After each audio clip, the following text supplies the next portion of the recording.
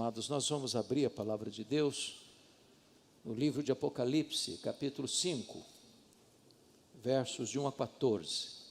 Apocalipse, capítulo 5, versos de 1 a 14.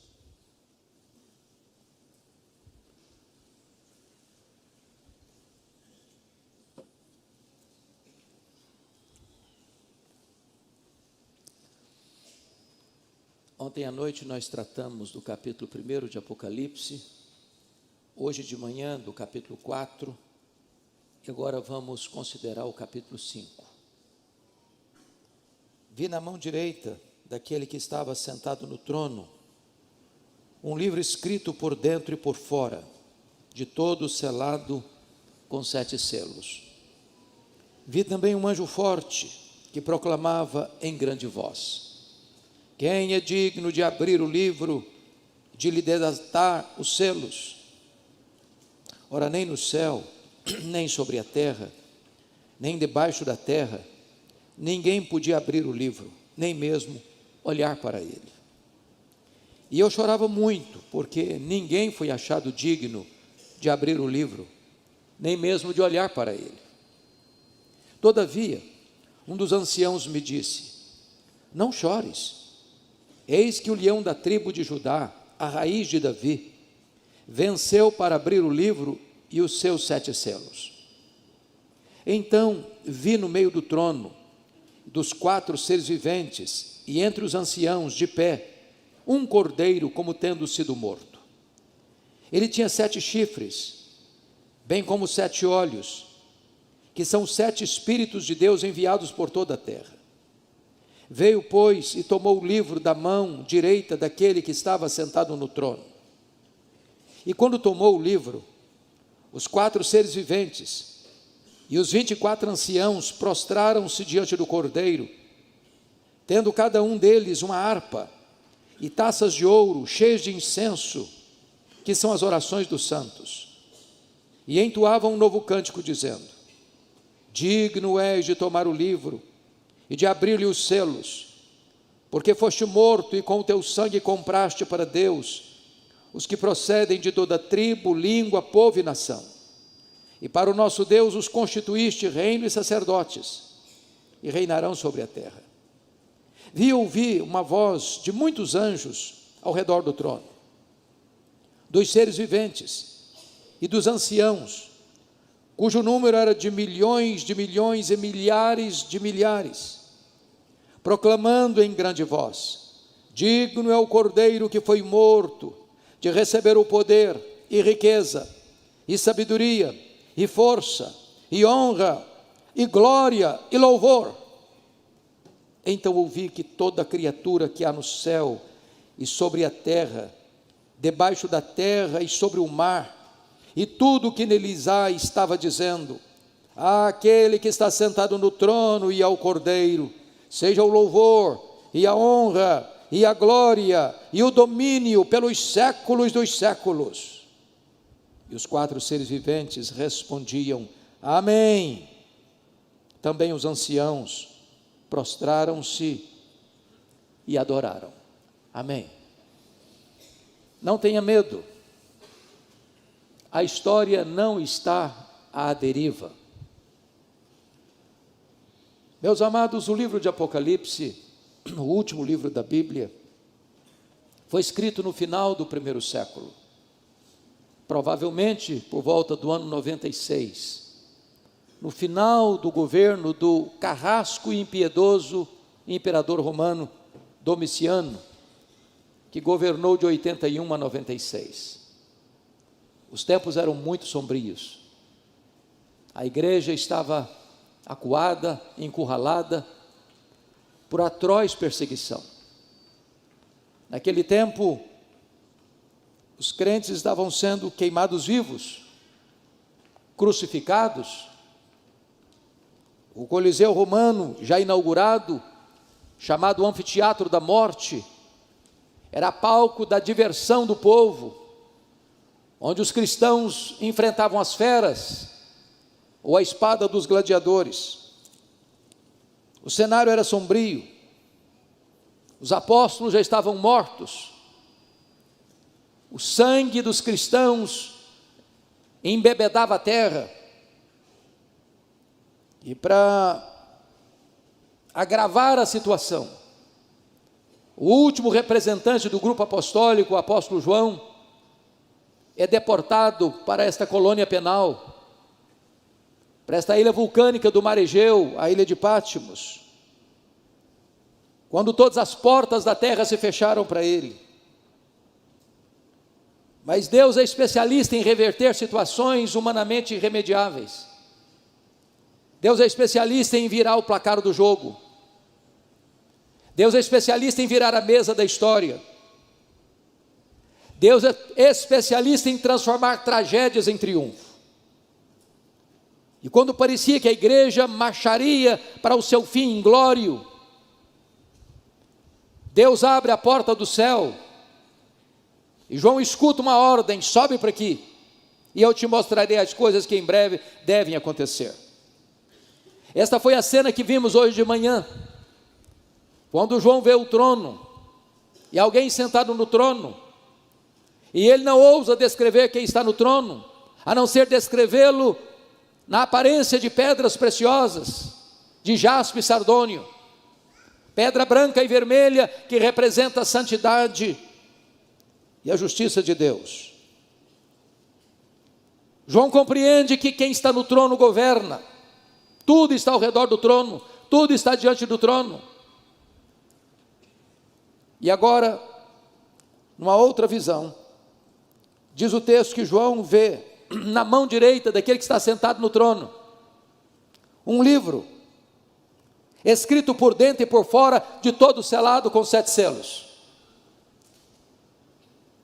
E de repente ele olha para esta cena e uma pergunta é feita, uma interrogação ressoa nos céus, na terra e debaixo da terra: quem é digno de abrir o livro e desatar-lhe os selos? Na verdade, ninguém foi encontrado digno, até que, diz a Escritura, e o ancião diz para ele: não precisa chorar, João, eis que o leão da tribo de Judá, a raiz de Davi, venceu para abrir o livro e desatar os seus 7 selos.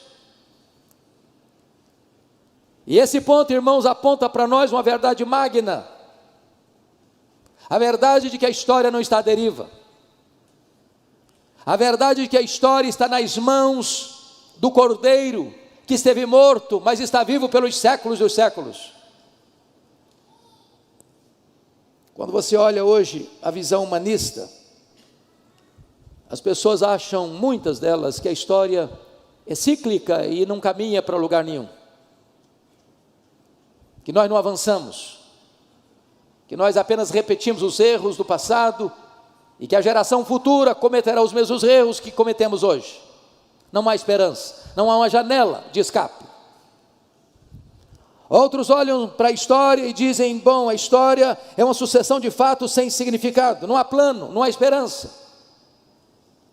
Poderíamos ilustrar isso com a novela de Albert Camus, A Praga, quando ele descreve a cidade de Oran, que foi invadida por ratos que trouxeram a temida peste bubônica. Os médicos se empenharam e, com seus associados, batalharam até vencer a epidemia. Mas no final do livro, o médico disse: é só uma questão de tempo, os ratos voltarão. Não há esperança. Friedrich Hegel, no seu livro Filosofia da História, diz que os povos, que as nações, que os governos nunca aprenderam da história. O grande chanceler inglês Winston Churchill disse que os homens cresceram em poder, os homens cresceram em conhecimento, mas eles não evoluíram moralmente. Sob pressão, o homem moderno praticará os mesmos terríveis atos. O afamado historiador Gibbon, no seu livro Declínio e Queda do Império Romano, disse que a história é pouco mais do que um registro dos crimes, das loucuras e dos infortúnios da humanidade.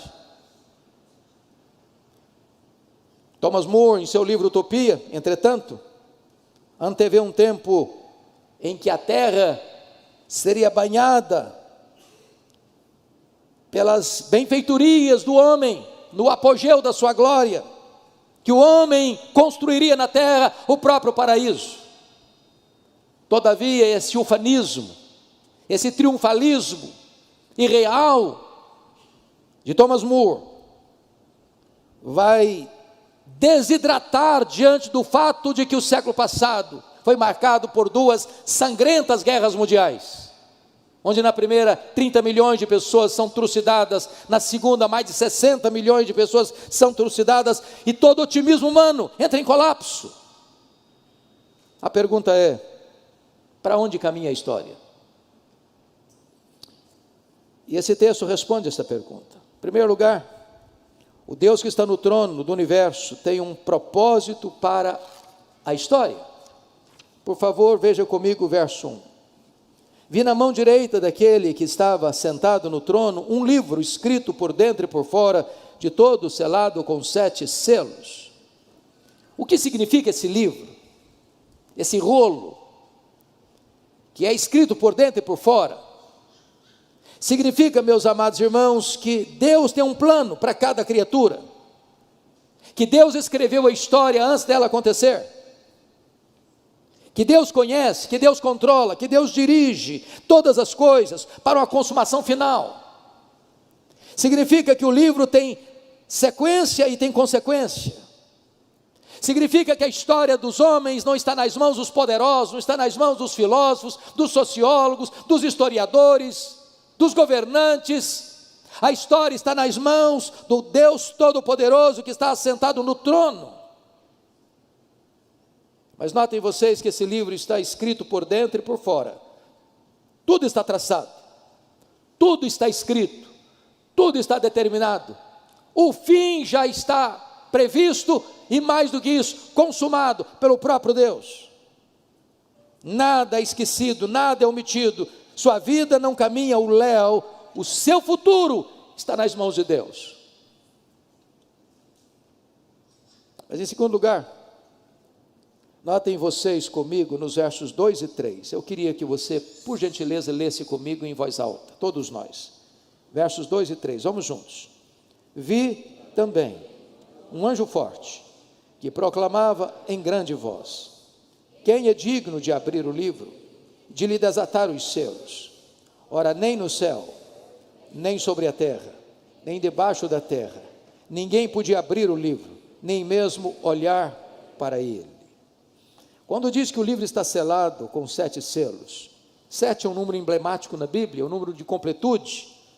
Significa que a história sem Deus está completamente, hermeticamente fechada. Só Deus pode dar sentido à história e à sua própria vida.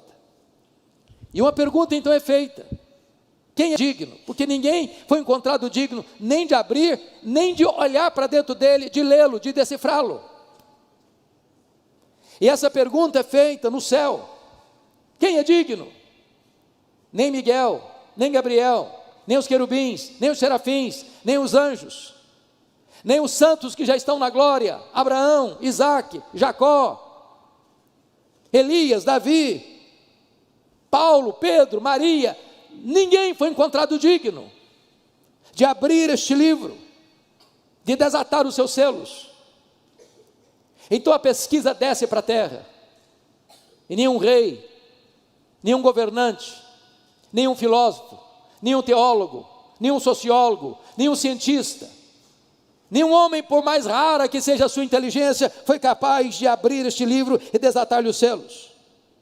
Então a pesquisa é feita debaixo da terra, nas regiões inferiores. Nem o diabo, nem seus demônios, nem aqueles que estão atormentados ali conseguiram entender, decifrar e desatar os selos desse livro. Qual foi o resultado? Diz o texto, no versículo de número 4: e eu chorava muito, porque ninguém foi achado digno de abrir o livro, nem mesmo de olhar para ele. E aqui eu percebo a angústia de João. E a pergunta é: por que João está chorando? Talvez por duas razões. Primeiro, ele está chorando, porque isso parecia frustrar a promessa do capítulo 4, verso 1. Qual foi a promessa do capítulo 4, verso 1? Sobe para aqui, é uma ordem. E aqui tem uma promessa. E eu te mostrarei as coisas que em breve devem acontecer. Se ninguém era capaz de sequer olhar para o livro ou de desatar-lhe os selos, como é que o futuro poderia ser decifrado? Como é que a promessa poderia ser cumprida? Mas em segundo lugar, porque se ninguém é capaz de olhar para esse livro, ler esse livro, desatar os seus selos, então a história estaria à deriva, como um barco sem leme. E por isso ele chora. E meus irmãos, aqueles que olham para a história na perspectiva humanista, aqueles que olham para a história e acham que ela está dando voltas, aqueles que olham para a história e acham que ela é um caminhão sem freio, ladeira abaixo, eles não têm esperança. Eles choram também, eles se desesperam também. Mas notem comigo que o verso 5 reverte esse quadro.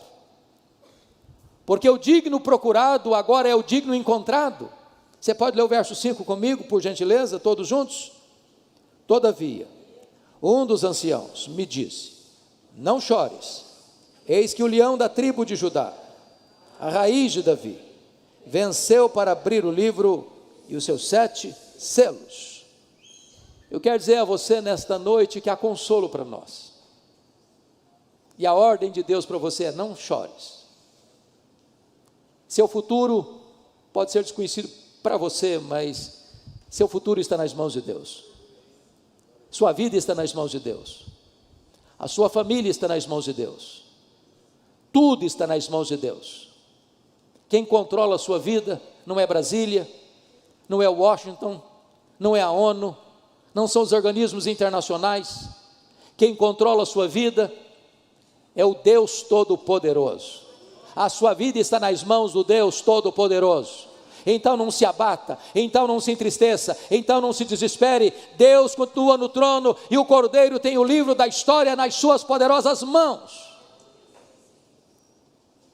Mas notem mais. A solução desta história, porque você vai notar aqui a descrição daquele que tem autoridade, competência, capacidade para abrir o livro e desatar os selos. Eis que o leão da tribo de Judá, a raiz de Davi, venceu para abrir o livro e os seus 7 selos. Tanto o leão de Judá, que é uma expressão profética lá de Gênesis 49, quanto a raiz de Davi, outra expressão profética messiânica, lá em Isaías 11:1, está apontando para Jesus. Ele é o leão da tribo de Judá.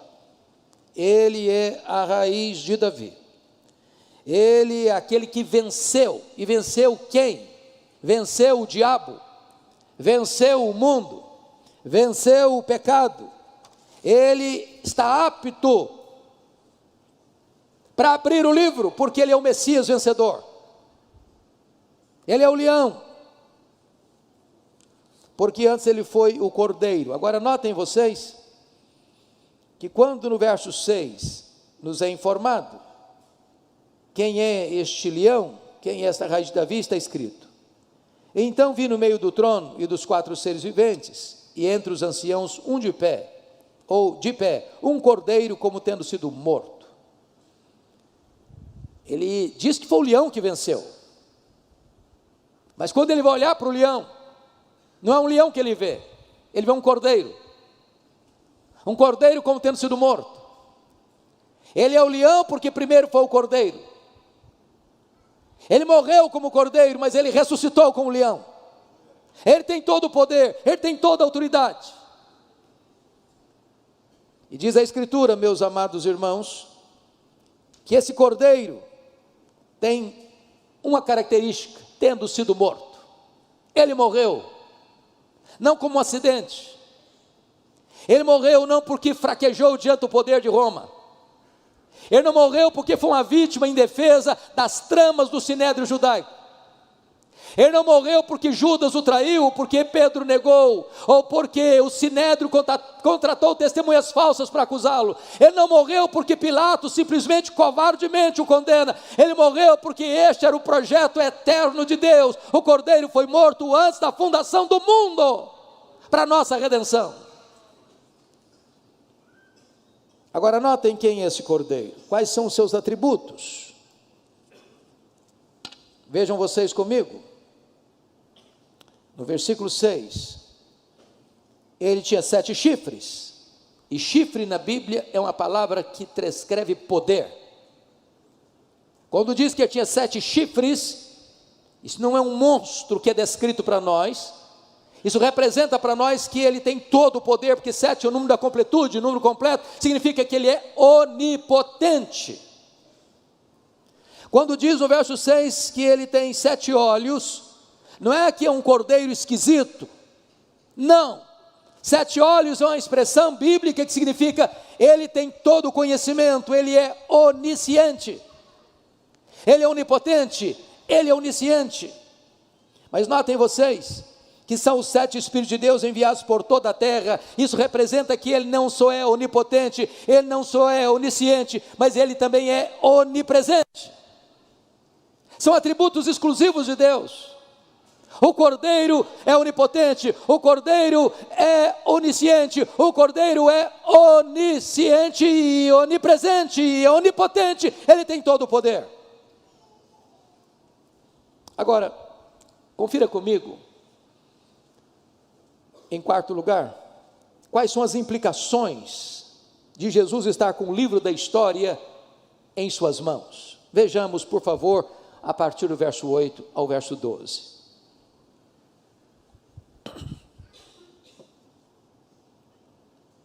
Versículo 8, por gentileza.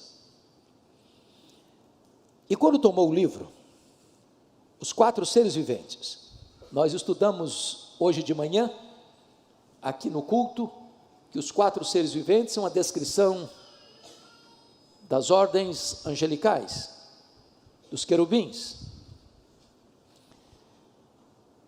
Estudamos hoje de manhã que os 24 anciãos é uma representação da igreja do Antigo Testamento e do Novo Testamento, dos patriarcas e dos apóstolos. Portanto, nós estamos falando aqui que todos os seres angelicais, que toda a igreja glorificada, está contemplada aqui nesse verso 8, e quando tomou o livro, os anjos e a igreja glorificada prostra-se diante do Cordeiro, tendo cada um deles uma harpa, e notem vocês, e taças de ouro, cheios de incenso, que são as orações dos santos. Então vamos olhar primeiramente as consequências de saber que Jesus está com a sua vida no controle dele. Você não precisa ter medo do futuro. Primeiramente, nós temos plena confiança, meus amados irmãos, em orar ao Senhor. Preste atenção no que eu vou lhe dizer. Às vezes, na linguagem bíblica, é como se Deus tivesse uma taça, e toda a oração que você faz é colocada nessa taça. Não há oração desperdiçada, não há oração perdida. Às vezes você não tem a resposta na hora, mas é como se a sua oração fosse para dentro dessa taça. Há um momento em que esta taça vai se encher, e o texto está dizendo que esta taça está cheia das orações dos santos. A oração, irmãos, não é apenas um exercício devocional para eu me sentir bem, para acalmar o meu espírito, para me aquietar, como se fosse uma terapia.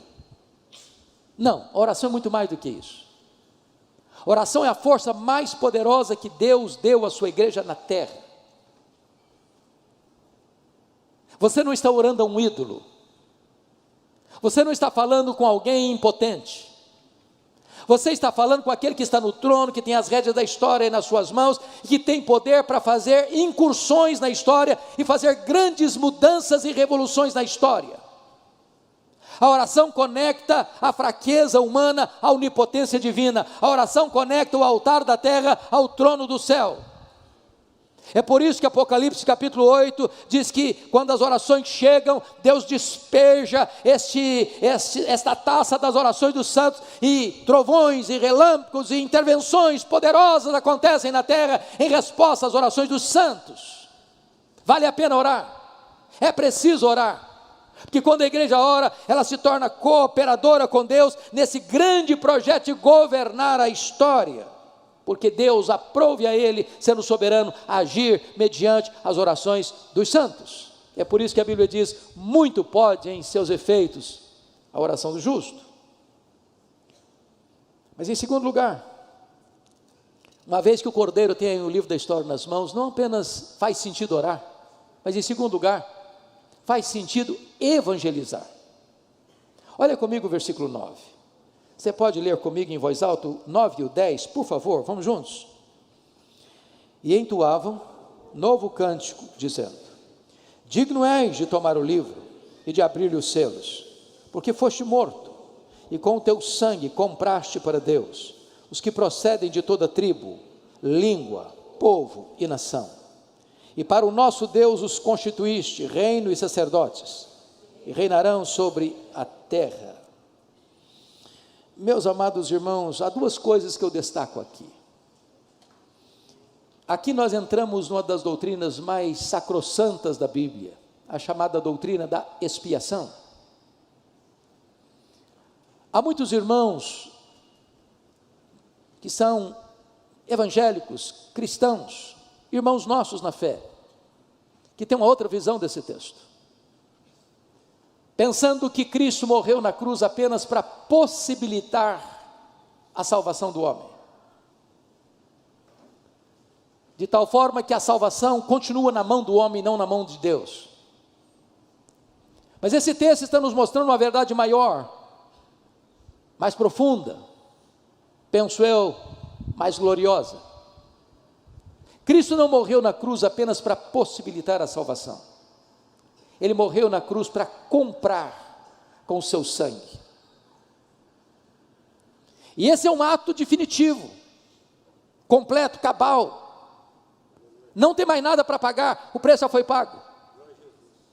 E se comprou, ele tem direito. E o que você tem aqui como encorajamento para a evangelização? É que aqueles que foram comprados na cruz, por preço de sangue, precisam ser chamados. E a voz de Jesus é o Evangelho. É por isso que Jesus Cristo disse: eu tenho muitas outras ovelhas que não estão no aprisco, elas ouvirão a minha voz e atenderão, e eu darei a elas a vida eterna, e ninguém as arrebatará das minhas mãos. Aqui a igreja tem uma garantia de que evangelizar faz sentido e tem resultado garantido, porque quando você prega o Evangelho, aqueles que foram comprados pelo sangue do Cordeiro, ao ouvir o Evangelho, o Senhor mesmo tirará o tampão dos ouvidos, tirará a venda dos olhos, tirará o coração de pedra e lhes dará um coração de carne. Há garantia para a igreja que a obra missionária é uma obra vitoriosa. Bendito seja Deus. Agora notem vocês, que o Senhor não apenas comprou gente de todos os setores, porque ele está falando aqui de tribo, que é um grupo étnico, ele está falando de língua, que é um grupo linguístico, ele fala de povo, que é um grupo político, e ele fala de nação, que é um grupo social. Ou seja, o Senhor tem os seus escolhidos em todas as etnias da terra, e a ordem à igreja é: ide, portanto, fazei discípulos de todas as etnias, de todas as nações, batizando-os em nome do Pai, e do Filho, e do Espírito Santo, ensinando-os a guardar todas as coisas que vos tenho ordenado, e eis que estou convosco todos os dias, até a consumação dos séculos. A missão da igreja é aqui, é ali, é além fronteiras ao mesmo tempo. Mas o Senhor não apenas comprou gente de todos esses setores, de todas as etnias, mas comprou com um propósito. Qual o propósito? O versículo 10: e para o nosso Deus os constituíste reino e sacerdotes. Meus irmãos, nenhuma pessoa no Velho Testamento podia ser rei e sacerdote ao mesmo tempo. Um rei não podia ocupar um papel de sacerdote, um sacerdote não podia ocupar um papel de rei. A Bíblia fala do rei Uzias, era um grande rei, governou muitos anos em Jerusalém. Um dia ele afrontosamente quis ocupar um papel de sacerdote e ele ficou leproso. Mas lá em Zacarias, diz que essas duas funções, de sacerdote e de rei, seria ocupada pelo Messias. E Jesus é o sacerdote, e Jesus é o rei. Ele tem uma função sacerdotal, e ele tem uma função real. Ele é o rei dos reis, e ele é o sumo sacerdote. Mas agora a Bíblia está dizendo que esta mesma bênção e privilégio é concedida a você. Você e eu somos sacerdócio real, nação santa, povo de propriedade exclusiva de Deus, para proclamar as virtudes daquele que nos chamou das trevas para a sua maravilhosa luz. Agora você tem livre acesso à presença de Deus. Agora você foi colocado juntamente com Cristo, assentado nas regiões celestes, acima de todo o principado e potestade. E nós também assentaremos em tronos e reinaremos com Ele pelos séculos dos séculos. Que privilégio você e eu temos diante da obra que Cristo realizou na cruz. Mas, amados irmãos, nós ainda temos uma outra implicação. Eu peço que você leia comigo, por gentileza, os versos 11 e 12, neste momento. Pode ler comigo, 11 e 12, vamos juntos? Vi e ouvi uma voz de muitos anjos, ao redor do trono, dos seres viventes e dos anciãos, cujo número era de milhões e milhares de milhares, proclamando em grande voz: digno é o Cordeiro que foi morto, de receber o poder, e riqueza, e sabedoria, e força, e honra, e glória, e louvor. O que eu acho maravilhoso é que ele não depende de receber nada disso de ninguém, porque já tem, sempre teve. Ele não deriva glória, nem de você nem de mim. Ele é glorioso em si mesmo. Mas aqui é um reconhecimento público, que emana, que procede, notem vocês, dos muitos anjos ao redor do trono, dos seres viventes, dos serafins, e dos anciãos, que é toda a igreja. E esse número se torna um número tão grande que João não pode descrevê-lo a não ser milhões de milhões, milhares de milhares, reconhecendo uma coisa: que o Cordeiro é digno, o Cordeiro que foi morto, de receber o poder, todo o poder, poder da força do braço humano, poder da sabedoria humana, poder dos recursos humanos, todo o poder, ele é digno de receber. Ele é digno de receber a riqueza, as fortunas dos grandes empresários, dos grandes comerciantes, daquele que recebe salário mínimo, toda a riqueza consagrada a ele. Ele é digno de receber sabedoria, a sabedoria dos grandes luminares do saber humano, dos grandes pensadores. Ele é digno de receber. Ele é digno de receber a força humana, a força da terra, a força do céu. A honra é dele. É por isso que nós aprendemos hoje de manhã no capítulo 4, que embora os anciãos, os 24 anciãos, tivessem coroas de ouro, quando chegam diante daquele que está no trono, eles se prostram, e eles tiram as suas coroas e depositam-nas aos pés daquele que está sentado no trono, porque só ele é digno de honra. Ele é digno de glória, só ele é glorioso, e a glória só pertence a ele. Ele é digno do louvor, porque não há culto senão endereçado a Ele. Meus amados, eu gostaria agora de concluir dizendo a vocês que esse texto termina de uma maneira arrebatadora, apoteótica. E Dr. Charles Erdman, egrégio comentarista presbiteriano, ao tratar deste assunto, ao expor esse texto, diz que nós encontramos aqui em Apocalipse capítulo 4 e capítulo 5, o oratório da criação e o oratório da redenção. Oratório é um gênero musical dramático, com solos e coros, acompanhados de orquestra. E a cena que temos diante de nós é tão bela, é tão eloquente, que talvez nos faltem palavras para descrevê-la. Eu queria convidar a igreja nesta noite, para nós visualizarmos essa cena.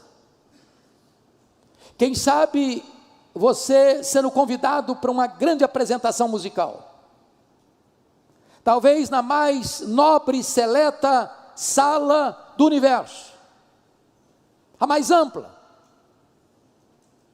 vai fazer parte deste grande coral, desta grande orquestra, toda a igreja glorificada, todos os seres angelicais, todos os seres que habitam nos céus, todos os seres que foram criados por Deus e respiram nos céus, na terra, nos mares. E você é convidado para entrar para esse grande musical. É o oratório da criação e da redenção. E notem comigo que este musical vai ser aberto. Vai ser aberto pelo quarteto dos 4 seres viventes, daquelas ordens angelicais mais elevadas, que assistem diante do trono. Eles abrem este musical no capítulo 4, versículo 8, dizendo: Santo, Santo, Santo é o Senhor Deus, o Todo-Poderoso, aquele que era, e que é, e que há de vir. E em seguida, vem uma segunda música, e essa segunda música é cantada por toda a igreja, comprada e lavada no sangue do Cordeiro, desde Abel, o primeiro a morrer na história, até o último que será remido pelo Senhor, estará cantando. E a música está no capítulo 4, verso 11, e a música é esta: digno, tu és digno, Senhor e Deus nosso, de receber a glória, e a honra, e o poder, porque todas as coisas tu criaste, sim, por causa da tua vontade, vieram a existir, e foram criadas.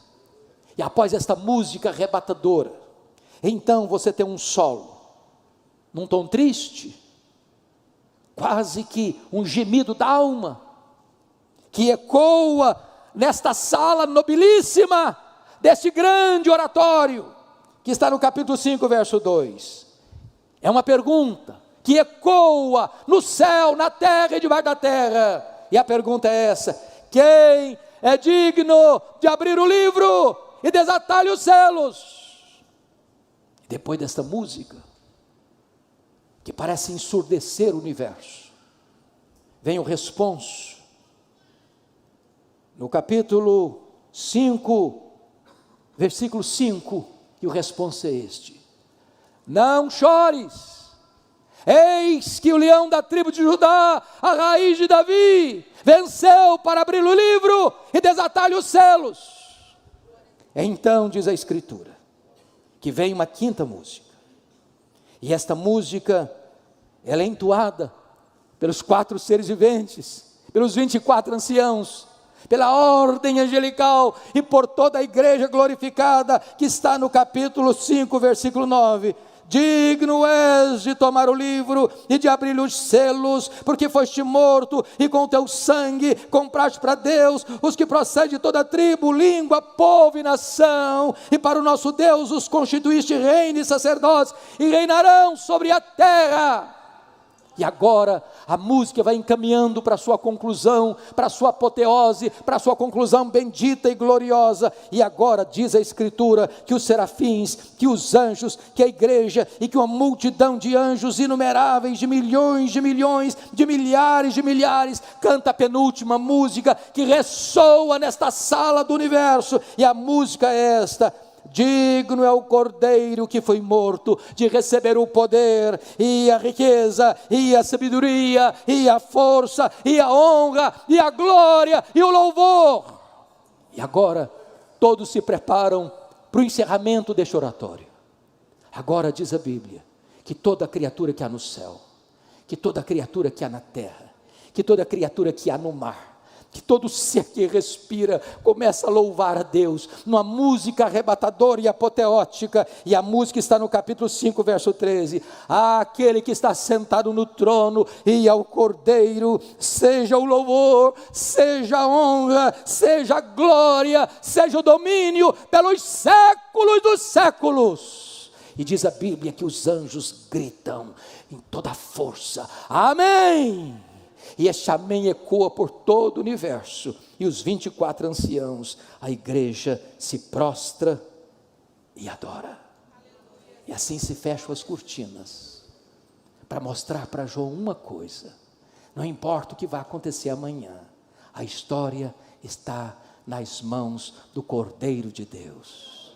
Você não precisa ter medo, porque a história não está à deriva.